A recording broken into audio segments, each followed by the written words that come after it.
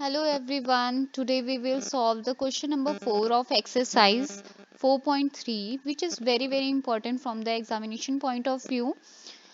So question number 4 says the sum of the reciprocal of Rahman's ages in years 3 years ago and 5 years from now is 1/3. Find his present age.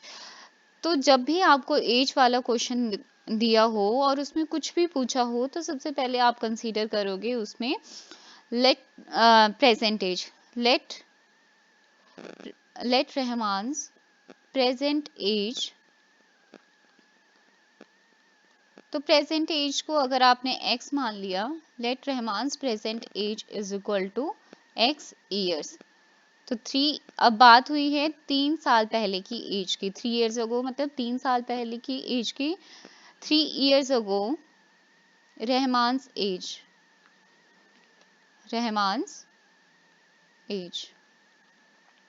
तो 3 साल पहले कितनी होगी? Obviously जितनी आज present में as है उससे 3 कम, तो x माइनस 3 ईयर्स। और 5 ईयर्स फ्रॉम नाउ का मतलब होता है आने वाले, यहाँ लिखा है आपका 5 ईयर्स फ्रॉम नाउ, तो उसका मतलब है आने वाले अगले 5 सालों की बात हो रही है, तो फ्यूचर की बात हो रही है। 5 ईयर्स फ्रॉम नाउ रहमान्स एज।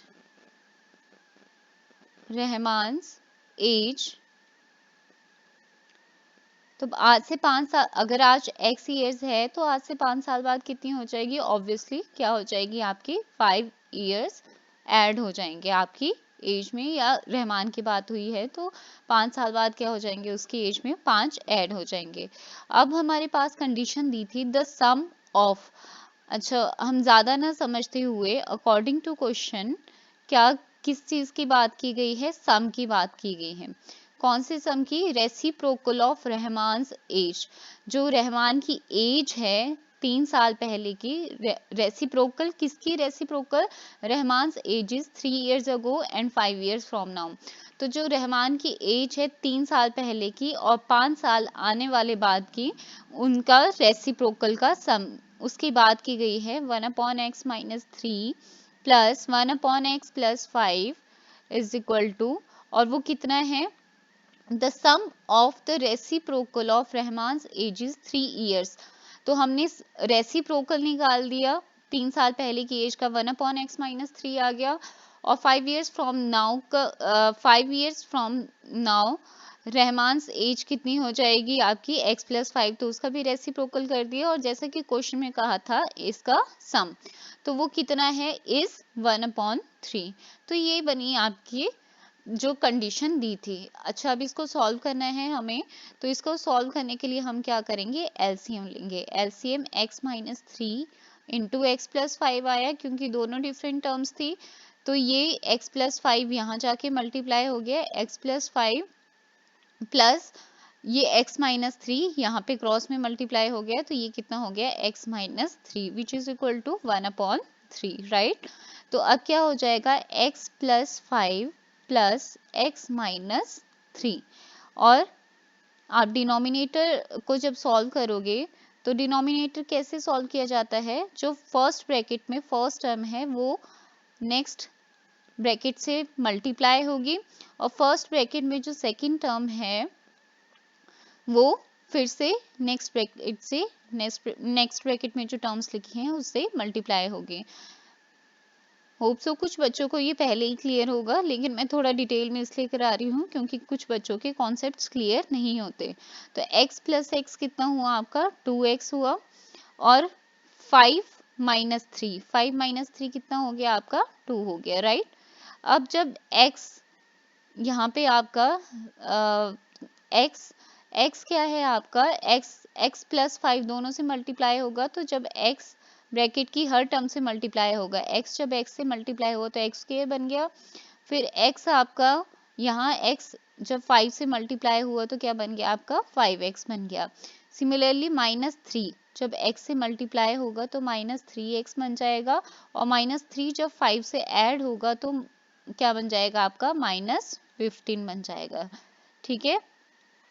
तो ये कितना आ गया? 1/3 यहाँ पे मैंने प्लस लगा दिया था तो इसलिए मैंने ब्रैकेट में माइनस लिख दिया। आप डायरेक्ट -15 भी लिख सकते हैं।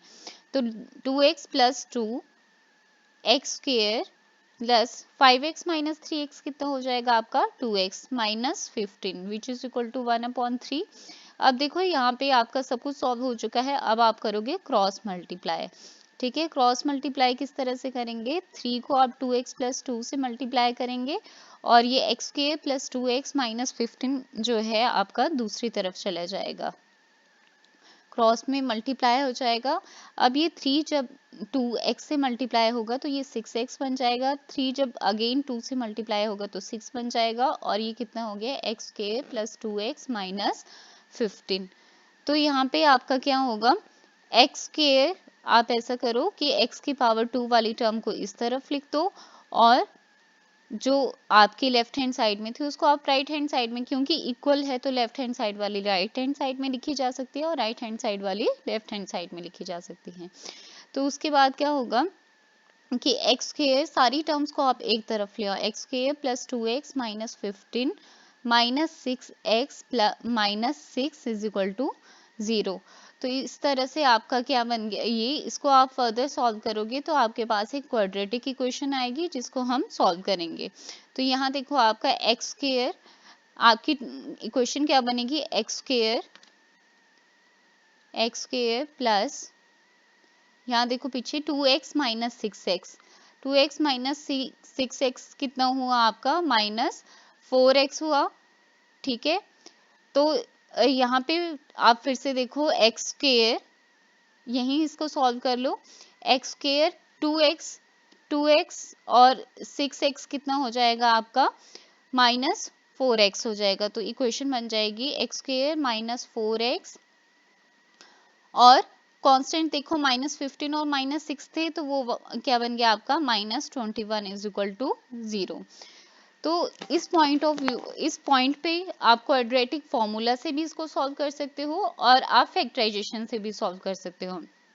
अगर हम इसको फैक्टराइजेशन से करें तो यहाँ पे सम कितना आ जाएगा आपका -4 आ जाएगा। आपको लास्ट वीडियो में भी सिखाई थी फैक्टराइजेशन। और प्रोडक्ट कितना आएगा,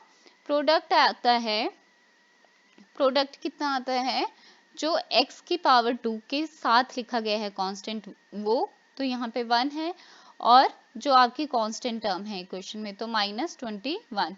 तो ऐसे दो नंबर्स देखने के लिए आप पहले 3 का टेबल पढ़ो, क्योंकि 3 के टेबल में 21 आता है तो 3 7 तो 3 और 7 दो ऐसे नंबर है जिससे आपका सम जिससे आपका 4 भी बन जाएगा और 21 भी बन जाएगा। लेकिन क्योंकि सम आपको किस में चाहिए, माइनस में चाहिए, इसलिए बड़ी टर्म के साथ क्या आएगा, माइनस आएगा। x² - 7x + 3x - 21। फैक्टराइजेशन में हमारा काम क्या होता है, कि मिडिल टर्म को स्प्लिट करना। तो जिस बच्चे ने फैक्टराइजेशन देखी होगी वो इसको खुद भी कर सकता है। तो x, इन दोनों टर्म में से x कॉमन आया, x² में से जब x कॉमन निकल गया तो x रह गया और -7x में से -7 रह गया। सिमिलरली यहाँ पे आपका कॉमन क्या आएगा, 3 आएगा, तो यहाँ x रह जाएगा और 21 3 7 था जिसमें से 3 कॉमन चले गया तो यहाँ क्या रह गया आपका 7। तो इस तरह देखो आपके दोनों ब्रैकेट सेम आई। कल भी बताया था आपको कि फैक्टराइजेशन में ब्रैकेट्स में वैल्यू सेम आनी चाहिए। तो इस तरह से दो वैल्यूज आ गई आपके पास, तो x - 7 = 0 एंड x + 3 = 0। ये दोनों वैल्यू आ गई तो x = 7 और x = -3। Age can't be negative, age can't be negative, किसी की एज नेगेटिव में तो हो नहीं सकती, इसलिए हम x की वैल्यू -3 को डिस्कार्ड करेंगे। Hence present age of Rahman is equal to 7 years, right? तो यहाँ पे रहमान की प्रेजेंट एज कितनी हुई, 7 years। तो ठीक, तो मिलते हैं नेक्स्ट वीडियो में नेक्स्ट क्वेश्चन के साथ।